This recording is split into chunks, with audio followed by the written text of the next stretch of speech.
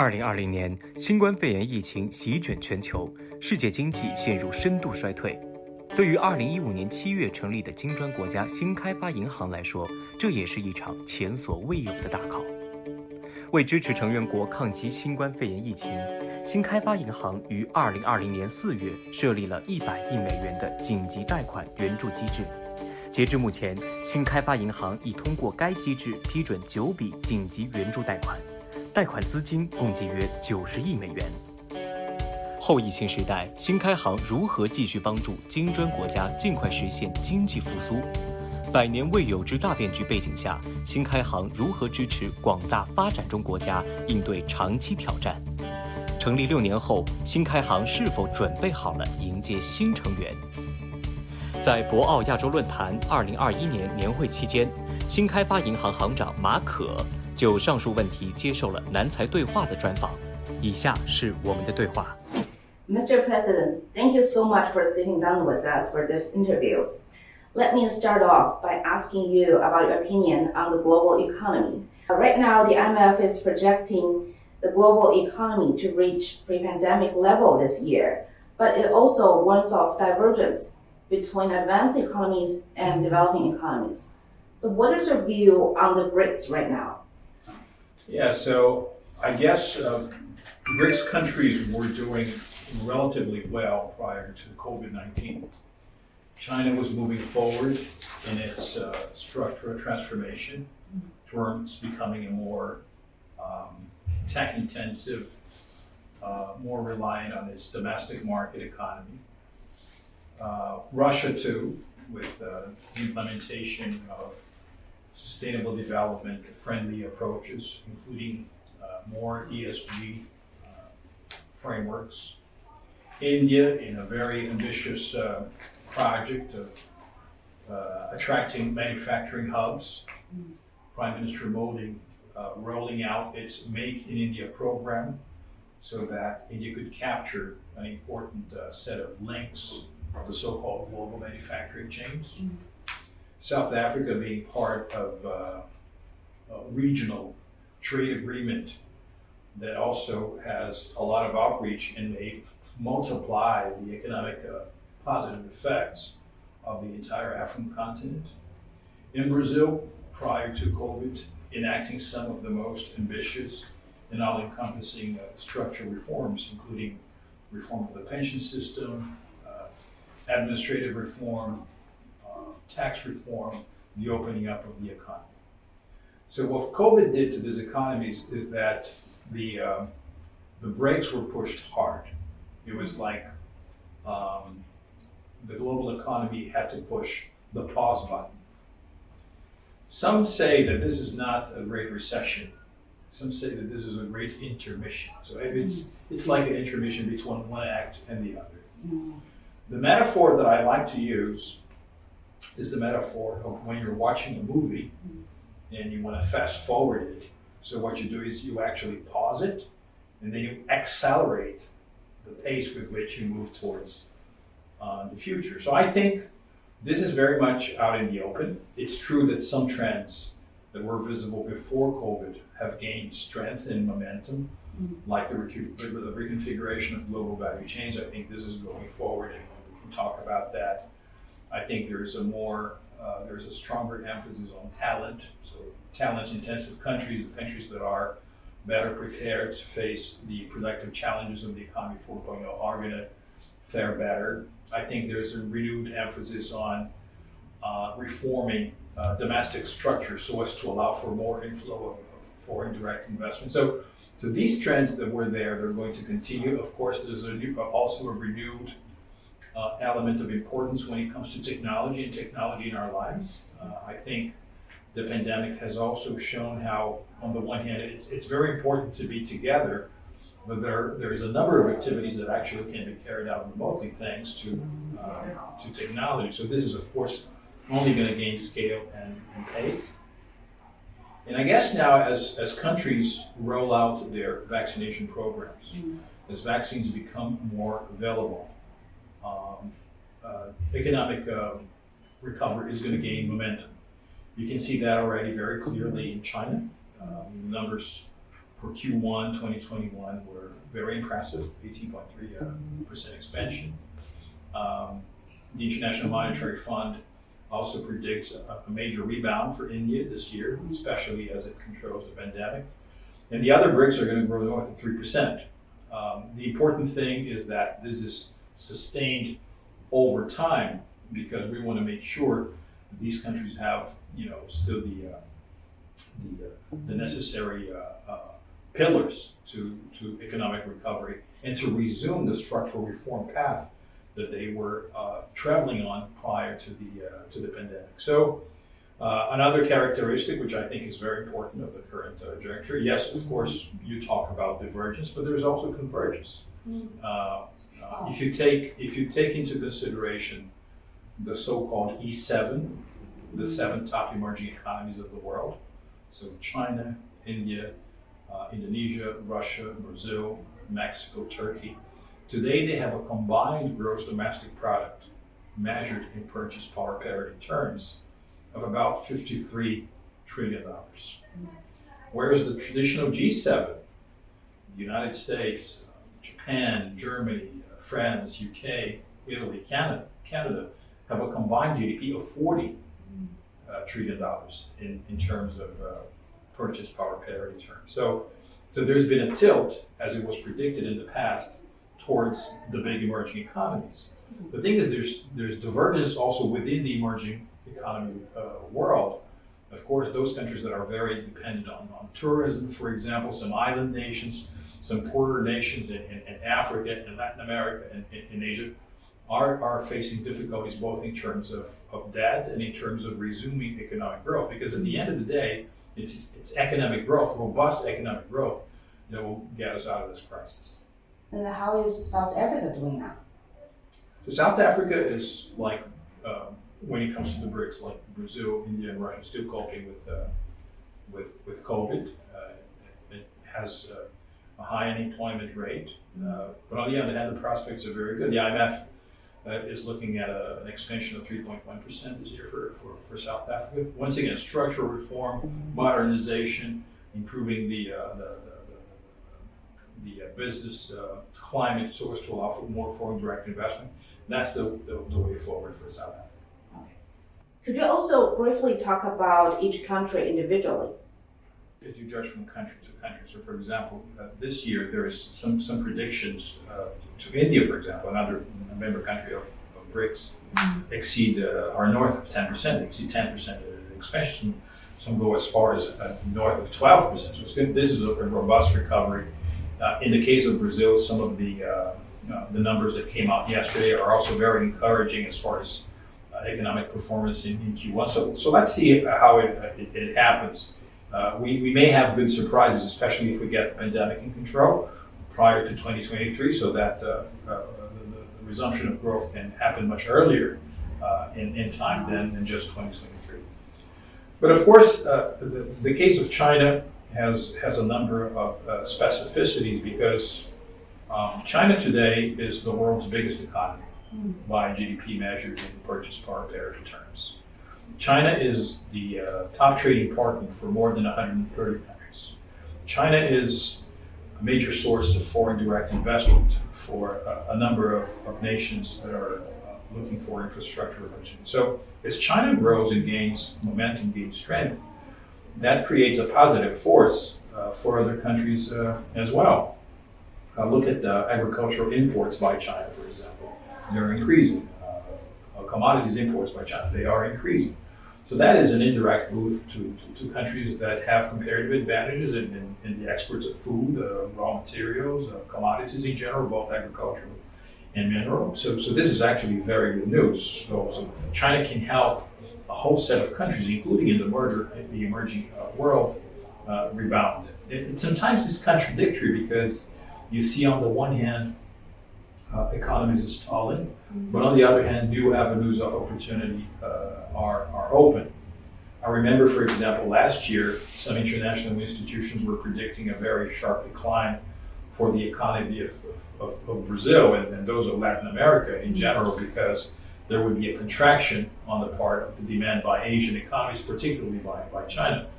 And we didn't see that. we actually saw the expansion of trade flows between Latin America and China, and particularly by big agricultural exporters like Brazil. I said yesterday during the opening plenary that 20 years ago, when the Boao Forum was founded, Brazil-China trade was $1 billion a year. Today, Brazil-China trade is $1 billion every 72 hours. So there has been a dramatic expansion. I think this is only going to grow. And I tell you that because I think one of the very interesting features of the global economy going forward is that there's likely a structural change in the demand curve for some commodities, some food, as a result of rising incomes in Asia. Countries that have big populations, China, India, Indonesia, and rising incomes as well. So this represents a major opportunity for countries in other parts of the world, including Latin America, to benefit from this situation and expand their exports, their trade relations with Asia as the most dynamic hub for growth in the world. And this will, of course, also help ease the fiscal situation in these countries and also allow them to have the necessary resources to diversify their economy. So I see it as a very positive result.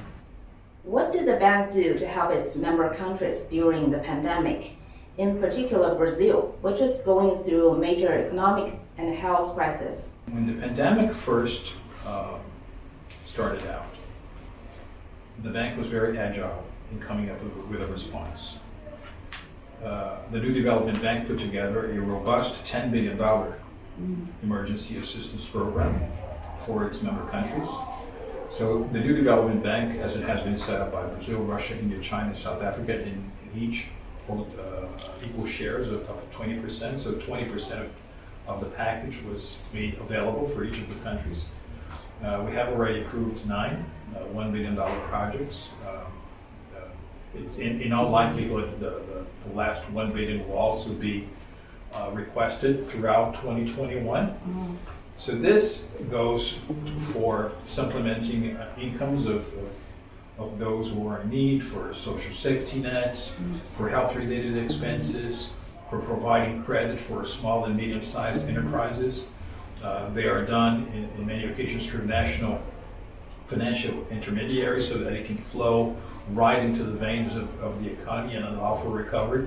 So it was a combination of, on the one hand, tackling with the most health-related issues, and on the other one, making a contribution for economic recovery, especially as far as providing credits for small and medium-sized enterprises. So it's when you take into consideration the enormous needs of our countries and of the developing world, you may say, well, $10 billion is not that much.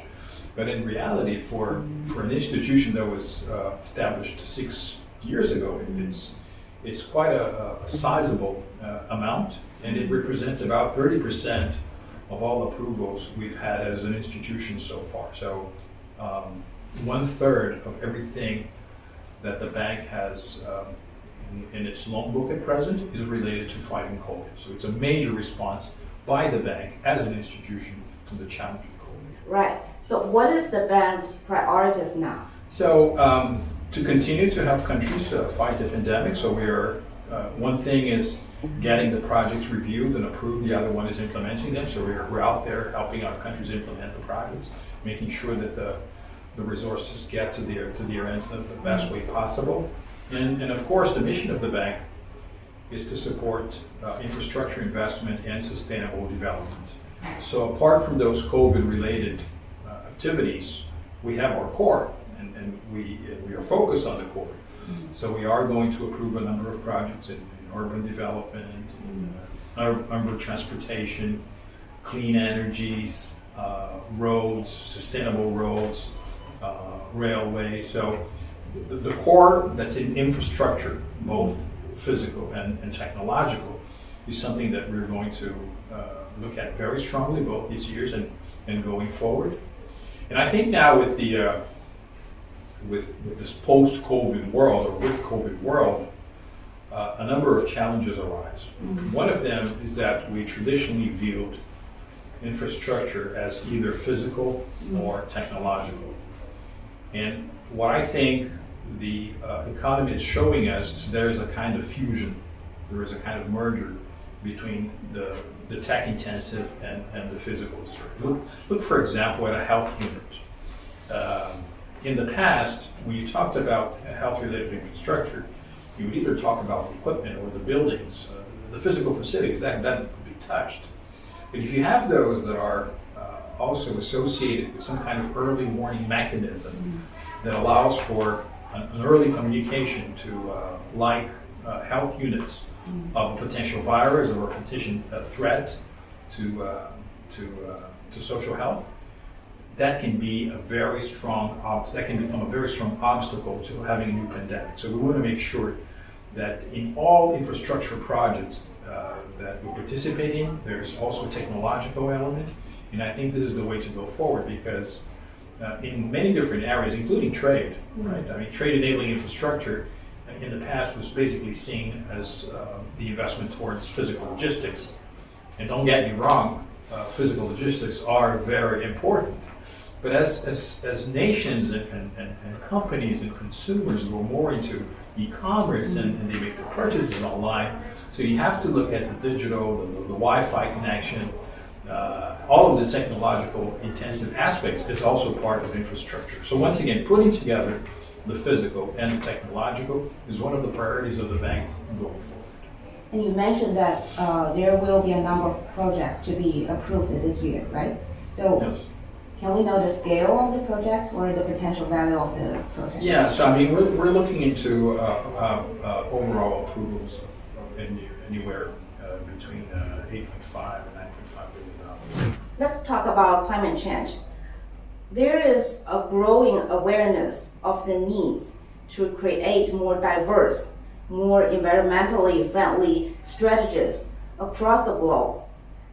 What does the bank plan to do to help its member countries to fight climate change?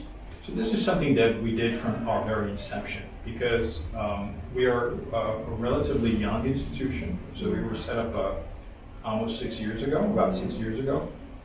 And in our own constitution, in our own articles of agreement, there is a very clear reference to sustainable development goals. So the bank was born associated with sustainable development goals. In everything we do, there's an element of sustainability. By the way, this is something that I always like to call people's attention to. Because if it's true that both the physical aspects of infrastructure and the technological aspects of infrastructure are married together, especially as we move towards the fourth industrial revolution, that is also true about sustainability. So no matter whether your project is in, for example, smart cities or water sanitation or urban transportation, in everything there is an element of that's green and that's sustainable, from the way that the project is conceived to the technologies and the benchmarks that it applies to the implementation that is carried out. So this is something that we do not as like one single area of our bank, but through the entire institution. Sustainability is at our very core, and every single project that we approve has that at heart. Going forward, of course, there are more ways of contributing to this. So one of the ways is how we raise funds. So apart from the contribution of our member countries, we also issue bonds. We've had a recent successful issuance of bonds here in China that are related to sustainable development goals. We are going to replicate these experiences as it proves necessary and possible in other countries of the region. We are making sure that we are also there for climate change projects. We're creating a desk at our operations department that's very focused on climate change. And there are other issues as well. I mean, many of our nations are emerging. So there is an element of transition from relying more on fossil fuel, So there's an element there of adaptation, mitigation, transition that's very important. We can help finance. I always say that in this with COVID or post-COVID world, providing the resources is key, but also providing ideas and new projects are also a special contribution that we as an institution can make, because we have a very privileged vantage point. I mean, we as an institution can see the best things that are happening in China, the best things that are happening in India, so we can also be a hub for the exchange of this experience. So there's a part to be played as a platform where cooperation towards sustainability takes place. That is something that we care for very completely at the BIC. Then I'd say that there is another element which I think is going to be more and more in the picture, which is, I like to call it the next frontier of sustainability. Because from 1972, when the United Nations held the first conference on the environment and development, and then going forward with the 1992 Rio conference, when you think about these two references, so the economy and the ecology, it seems that there has been, and that's natural and that's understandable, a lot of concern on the more environmental aspects. But as we move forward with the concept of sustainability, we also have to take into consideration that as we transition from, say, old world fossil fuel related technologies to greener technologies, there is a very thick layer of people, of workers, of a workforce that are going to have to be reskilled and retrained to play a constructive role in this new era of the economy. We cannot leave those people behind. So apart from approving the resources, apart from approving the legislation, apart from adopting the benchmarks, the best practices, from changing the technology, we are going to have to help people, assist the human element in the transition towards sustainability in this context of the economy 4.0, which is so talent intensive. Otherwise, we're going to face even more serious problems in issues like the ones you raised, in divergence and inequality, having to allocate huge budgets for employment-related expenses, for social security, and that may create new sources of disruption, which I think is something that the world definitely wants to avoid. Well, many MDBs have decided to stop funding coal projects. What about your bank? Yeah, so we are a demand-driven institution, so we are there to provide for the needs of our member countries. And this is a transition. I think this is a process. This is something that has to be agreed by the board of directors. We have very clearly indicate that we want to make progress towards whichever is more modern, that's greener, that's associated with clean technologies. And we are a demand-driven institution. We understand that there is a transition to be made. Many countries in the world have, quote unquote, benefited from older technologies. I'm not using that as an excuse, but I'm going to say that there is a relative speed on the part of member countries that we have to pay attention to. Finally, before we wrap up this interview, could you also briefly talk about the membership expansion plan of the bank?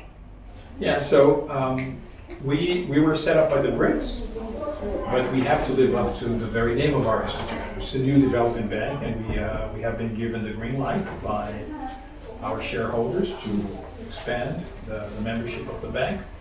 So we are in conversations with a different set of countries, and hopefully very soon we're going to be announcing new members. And I think this is very important because although only about 3% of all of the financing needs of the world come from multilateral development banks, the more the better. Yeah. And if we have an expanded membership, we also have an expanded geography, so there's more global outreach for the bank. There's an expanded capital structure, more ideas, more interaction. And this is truly, I think, a unique contribution that the new development bank can make to this new international economic architecture that we have. We want to make sure that we do something that is both gradual and responsible. So we're going to do something that's gradualism and something that also makes sure for the existing members our criteria that we take into consideration as we think about membership expansion. And from which regions and on Oh, what I mean, criteria? we're open to the entire membership of the United Nations, so there are no regional restrictions. Of course, we try to strike some regional balance as we think towards the future. But the important thing is to, once again, expand the outreach, expand the capital structure, expand the positive difference we can make in people's lives across the world.